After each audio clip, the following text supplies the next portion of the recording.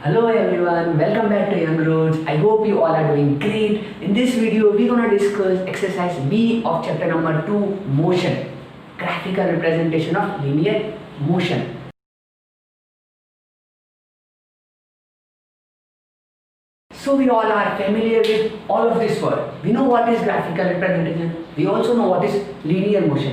अगर कोई चीज को हम ग्राफ पर रिप्रेजेंट करेंगे, we call it as a graphical representation. And similarly अगर कोई मोशन स्ट्रेट लाइन मोशन कर रहा है, फॉर एग्जांपल अगर मैं इस मार्कर की बात करूँ, मैं मार्कर ऐसे मूव कर रहा हूँ, तो मैं क्या बोलूँगा कि ये एक लीनियर मोशन कर रहा है, सिर्फ एक डायमेंशन में मोशन कर रहा है, ये डायरेक्शन नहीं बदल रहा, ये डायरेक्शन नहीं बदल रहा। तो अब बच्चों एक ध्यान से एक बात समझ लो कि जब लीनियर मोशन होता है, तो मेरा speed and velocity also distance and displacement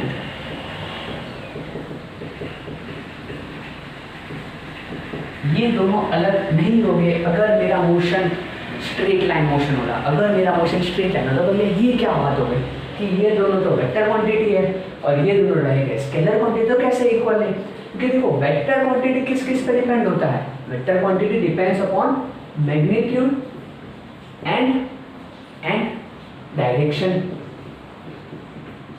सो ये मैग्नीट्यूड क्या होता है? यही तो होता है मेरा स्केलर क्वांटिटी, तो मैंने अगर मेरा डायरेक्शन फिक्स कर दिया, स्ट्रेट लाइन मोशन में क्या है कि ये एक ही डायरेक्शन में मूव हो रहा है, क्या मैंने इसका डायरेक्शन बदला है? ऐसे किया नहीं, मेरा डायरेक्शन स्ट्रेट लाइन मोशन है, वन डायमेंशन है, लीनियर मोशन है, तो मेरा मैग्नीट्यूड तो हो गया फिक्स, क्या बचा? आई एम सो सॉरी, तो मेरा डायरेक्शन तो हो गया फिक्स, तो क्या बचा? Magnitude, and that is what we call as a scalar quantity. तो स्पीड और वेलोसिटी, डिस्टेंस, डिस्प्लेसमेंट अलग नहीं होगी। ये एक्सरसाइज में हम मेनली लीनियर मोशन को और अच्छे से स्टडी करते हैं, किसके हेल्प से? With the help of three graphs. पहला होगा डिस्प्लेसमेंट टाइम ग्राफ, दूसरा होगा velocity time graph and the last but not the least acceleration time graph. तो शुरू करते हैं हम सबसे पहले ग्राफ से, that is displacement time graph. In the displacement time graph time लेते हैं हम एक्स एक्सिस पे और डिस्प्लेसमेंट लेते हैं हम वाई एक्सिस पे। क्यों ऐसा? क्यों मैं डिस्प्लेसमेंट एक्स एक्सिस पे नहीं ले सकता?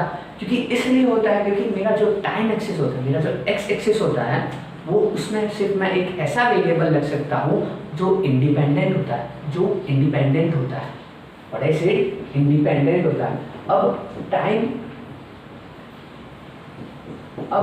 टाइम और डिस्प्लेसमेंट में we know what is dependent and we also know what is independent। क्योंकि टाइम तो भैया किसी से कंट्रोल होता नहीं, टाइम तो फ्लो होगा, भले मेरा बॉडी हिलेगा नहीं हिलेगा, वेलोसिटी हो रही नहीं हो रही, एक्सीलरेट हो रहा नहीं हो रहा, टाइम तो अपना फ्लो करने वाला है। तो टाइम तो मेरा इंडिपेंडेंट है और डिस्प्लेसमेंट टाइम के रिस्पेक्ट में तो डिपेंडेंट ही है। टाइम होगा, अगर मेरा कुछ ऑब्जेक्ट मूव हो रहा है तो टाइम भी चलेगा होगा, तो टाइम मेरा इंडिपेंडेंट हो जाएगा, डिस्प्लेसमेंट मेरा इंडिपेंडेंट। तो इसलिए टाइम एक्स एक्सिस पे, डिस्प्लेसमेंट वाई एक्सिस पे। अब ये ग्राफ का यूज क्या है? हम ये ग्राफ क्यों पढ़ रहे हैं? ये ग्राफ से हम वेलोसिटी डिटरमाइन कर सकते हैं, ये ग्राफ से हम वेलोसिटी फाइंड कर सकते हैं। क्यों वेलोसिटी फाइंड कर सकते हैं? What is velocity? तो वेलोसिटी जो होता है वो क्या होता है? Velocity is change in displacement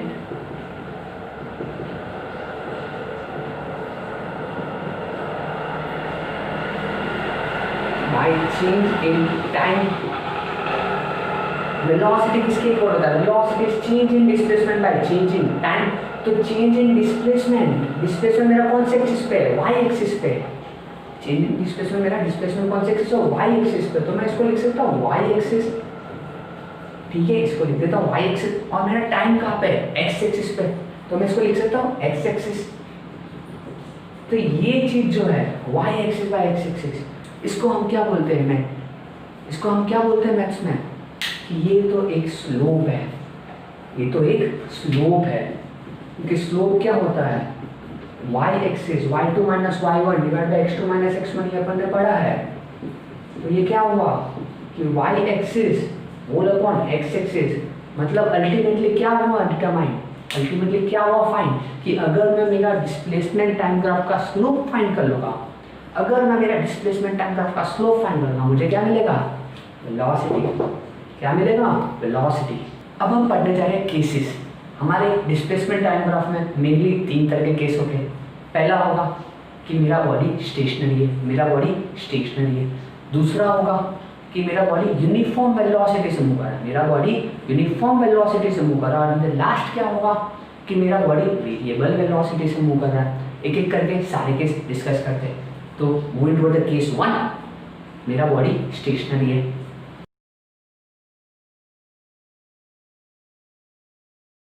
तो जब मेरा बॉडी स्टेशनरी होगा, तो मैं क्या बोल सकता हूँ कि मैं आपको कोई भी टाइम के इंस्टेंट पे उसको देख लूँ, उसको मैं देख लूँ, मेरा बॉडी उधर ही रहेगा। जाहिर सी बात है, मूव नहीं कर रहा, उसी को तो हम बोलते हैं स्टेशनरी, रेस्ट पे। फॉर एग्जाम्पल आपके लिए ये बोर्ड क्या है, ये बोर्ड आपके लिए रेस्ट पे है, स्टेशनरी है। आप वीडियो को कितना भी आगे पीछे कर लो, क्या बोर्ड हिल रहा है अपनी जगह से? नहीं। तो मैं क्या बोल सकता कि मेरा बोर्ड जो है वो है स्टेशनरी। तो ऑब्जेक्ट जब स्टेशनरी होता है तो उसका ग्राफ कैसे बनता है, इस प्रकार से। तो इस ग्राफ से आपको क्या पता चल रहा है कि आप कोई भी पॉइंट पर देख लो, कोई भी टाइम पर देख लो, मेरा डिस्प्लेसमेंट उतना ही है, दैट इज मेरा ग्राफ एक parallel to the X axis बनेगा। मेरा ग्राफ, ऑब्जेक्ट जब स्टेशनरी होगा, ऑब्जेक्ट जब रेस्ट पे होगा, तो मेरा ग्राफ एक straight line parallel to the X axis बनेगा। क्लियर?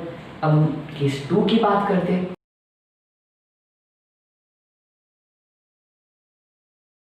केस 2 क्या था हमारा कि मेरी बॉडी अब यूनिफॉर्म वेलोसिटी से मूव करेगी, व्हाट इज यूनिफॉर्म वेलोसिटी? याद है पिछले एक्सरसाइज में डिस्कस किया था। यूनिफॉर्म वेलोसिटी मतलब अगर मेरा बॉडी इक्वल डिस्प्लेसमेंट करता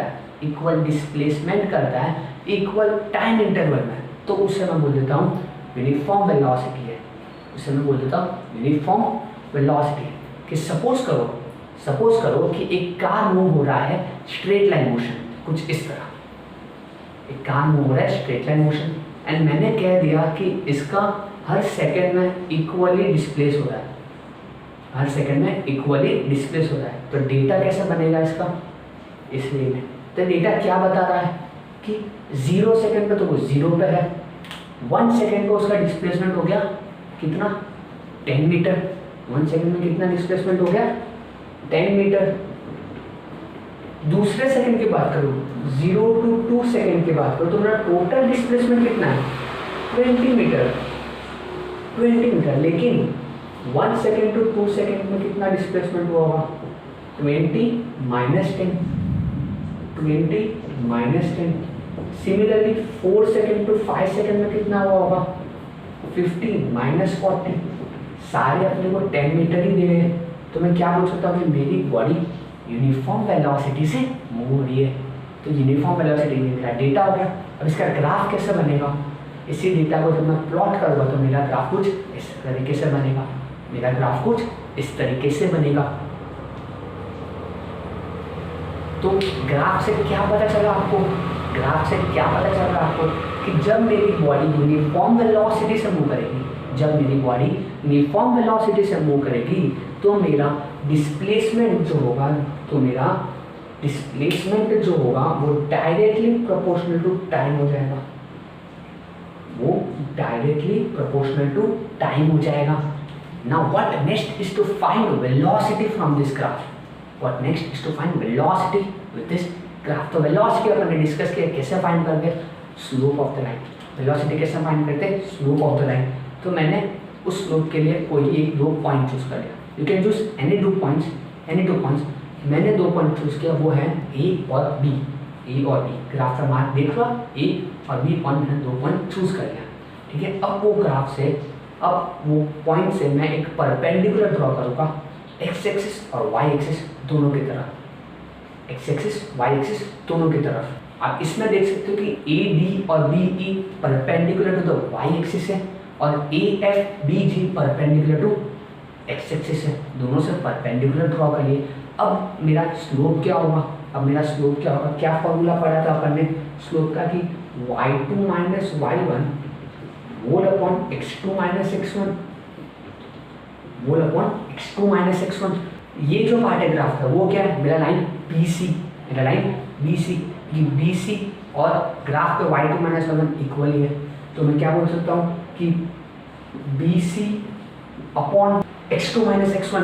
तो x2 माइनस x1 क्या है मेरा CG, x2 माइनस x1 क्या है मेरा CG। इस चीज़ को मैं ये लिख सकता हूँ, इस चीज़ को मैं ये लिख सकता हूँ CG और x एक्सिस पे जो लेंथ है वो इक्वल ही है।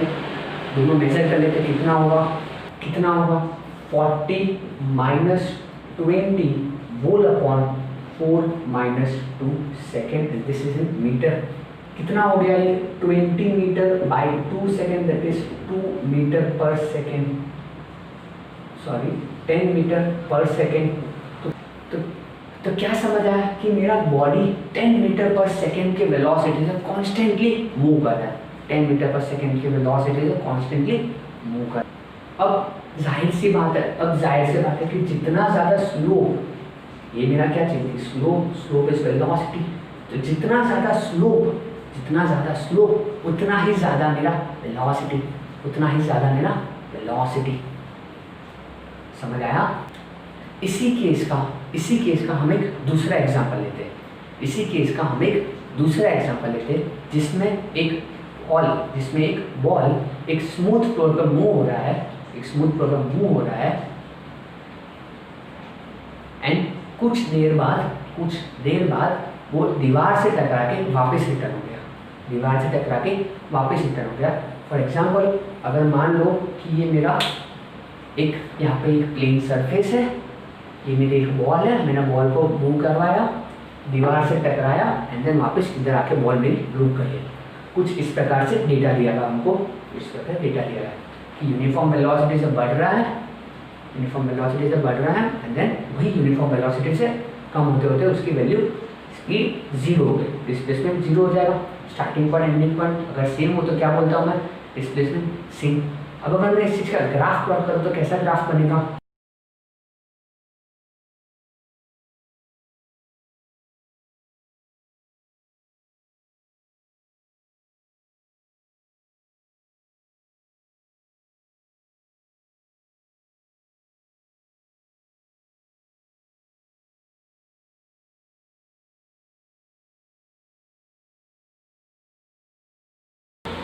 मेरा इस तरीके से ग्राफ बनेगा। अब ग्राफ तो बना दिया, अब मुझे फाइंड करना है कि वेलोसिटी से मेरी बॉडी मूव किया होगा दीवार से टकराने से पहले, और क्या वेलोसिटी से बॉडी डिक्रीज हुआ होगा दीवार टकराने के बाद। तो ये जो लाइन है OA वाली, वेलोसिटी इंक्रीज हो रहा है, आपको दिख रहा है स्ट्रेट लाइन है, वेलोसिटी इंक्रीज होता है, मैं क्या बोलूँगा वेलोसिटी इंक्रीज हो रहा है, और ये डिक्रीज हो रहा है यूनिफॉर्मली, तो मैं क्या बोलूँगा वेलोसिटी डिक्रीज हो रहा है। इस पॉइंट पर डिस्प्लेसमेंट धीरे धीरे स्टार्टिंग पॉइंट की तरफ आ रहा है। सो इस लाइन का स्लोप कितना हो जाएगा, इस लाइन का स्लोप क्या होगा मेरा वेलोसिटी, तो मेरी वेलोसिटी क्या हो जाएगा, कोई भी दो पॉइंट लो, मैंने समझ लो ये एक पॉइंट ले लिया और ये दूसरा पॉइंट ले लिया, मैंने ये एक पॉइंट ले लिया और दूसरा पॉइंट ले लिया, तो स्लोप क्या होगा कि कितना वो पॉइंट पे डिस्प्लेसमेंट कितना हुआ। इस पॉइंट में मेरा डिस्प्लेसमेंट 60 मीटर था, इस पॉइंट में मेरा डिस्प्लेसमेंट 0 मीटर, तो क्या हो जाएगा y2 माइनस y1 क्या हो जाएगा 60 माइनस 0 मीटर अपॉन टाइम कितना था, इस टाइम पे था मेरा 6 सेकेंड, इस टाइम पे क्या था मेरा, इस टाइम पे था मेरा 6 सेकेंड, तो 6 माइनस ये वाला होगा, तो 6 माइनस 0 हो जाएगा सेकेंड। तो क्या वेलोसिटी क्या है मेरी 10 मीटर पर सेकेंड की वेलोसिटी से ऑब्जेक्ट इंक्रीज हो रहा था, हर सेकेंड में 10 मीटर पर सेकेंड की वेलोसिटी से इंक्रीज हो रहा है, इक्वल डिस्प्लेसमेंट हो रहा है 20 मीटर का। तो इस लाइन का तो वेलोसिटी है क्या 10 मीटर पर सेकेंड, सिर्फ इस लाइन का क्या वेलोसिटी होगा, ये वाली लाइन ये कैलकुलेट कैसे करेंगे। अब देखो स्लोप का फॉर्मूला क्या था कि y2 minus y1 by x2 minus x1, ये मेरा स्लोप का फॉर्मूला था कि y2 minus y1 divided by x2 minus x1। तो ये y2 क्या है मेरा कि कौन से पोजीशन पे वो पहुंचा है, कौन से पोजीशन में y से पहुंचा है, तो 0 पर पहुंच गया था ना, और y1 का है कहाँ से शुरू किया था, तो 60 से शुरू किया था। पहले केस में क्या था, शुरू कहाँ से किया था, 0 से, तो y1 कितना था, 0, और एंड कहाँ तक किया था, 60 पे, तो y2 कितना था, 60। सिमिलरली x की बात करते हैं हम कि 6 - 0, 6 - 0, सेम इसी में भी करेंगे। वेलोसिटी ए का कितना हो जाएगा कि 0 - 60, 0 - 60 मीटर अपॉन टाइम कितना हो जाएगा, 14 - 6।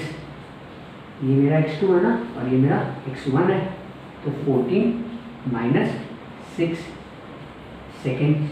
तो ये क्या हो जाएगा, -60/8 मीटर पर सेकेंड, जो अपना वैल्यू देगा -7.5 metre per second, -7.5 metre per second. सो इस ग्राफ से हमें क्या पता चलता है कि OA की वेलोसिटी 10 मीटर पर सेकेंड आया, कि ये वाली लाइन की वेलोसिटी 10 मीटर पर सेकेंड है। इसका मतलब क्या है कि मेरी body away from the starting point जा रही है, मेरी body away from the starting point जा रही है। बॉल को छोड़ा था तो जहाँ से छोड़ा वहाँ से दूर जा रही थी, तो मेरा वेलोसिटी है +10 metre per second.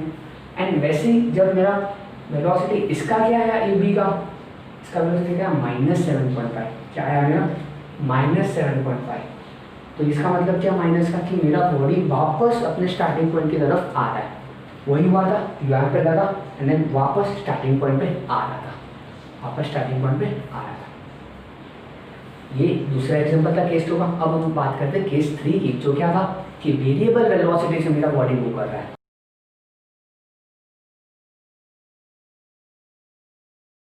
Okay, so case 3 क्या था कि मेरा बॉडी अब वेरिएबल वेलोसिटी से मूव कर रहा है। वेरिएबल वेलोसिटी मतलब क्या होगा, वेरिएबल वेलोसिटी मतलब क्या होगा कि अनइक्वल डिस्टेंस करेगा कोई भी टाइम इंटरवल में, भले इक्वल ले लो अनइक्वल ले लो टाइम इंटरवल, लेकिन डिस्टेंस मेरा ट्रैवल करेगा वो तो अनइक्वल ही रहेगा, वो तो मेरा अनइक्वल ही रहेगा। तो वेरिएबल वेलोसिटी का जो ग्राफ होता है वो कभी भी स्ट्रेट लाइन नहीं रहेगा, वो हमेशा एक कर्व बनेगा, वो हमेशा एक कर्व बनेगा, कुछ इस तरह, कुछ इस तरह। अब एग्जांपल मान लेते हैं, हमारे पास एक डेटा अवेलेबल है, इस प्रकार से हमारे पास डेटा अवेलेबल है, ठीक। तो इस डेटा को जब मैं प्लॉट करूँगा ग्राफ में, तो कैसा ग्राफ बनेगा, इस तरह। क्या ग्राफ दिख रहा है आपको, एक कर्व ग्राफ है, एक कर्व ग्राफ है। तो अगर मान लो तो ये जो रेड लाइन है, अगर ये रेड लाइन है वो मेरा है कर्व, ये मैंने प्लॉट कर लिया, मेरा डेटा, और ये मेरा कर्व है, आप देख सकते हो। तो अब मान लो कि मुझे फाइंड करना है इसमें वेलोसिटी।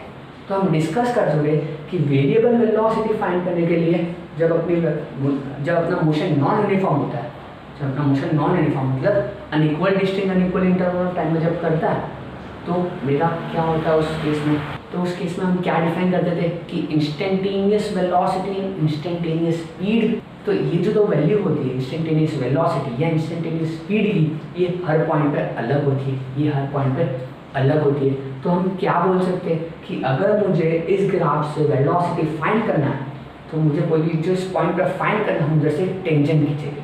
सपोज फॉर एग्जांपल मुझे इस ग्राफ में ए पॉइंट पर कैलकुलेट करना था, मुझे इस ग्राफ में ए पॉइंट पर कैलकुलेट करना था कि क्या वेलोसिटी होगी इस पॉइंट पर, तो मैंने उस पॉइंट से एक टेंजेंट खींच लिया।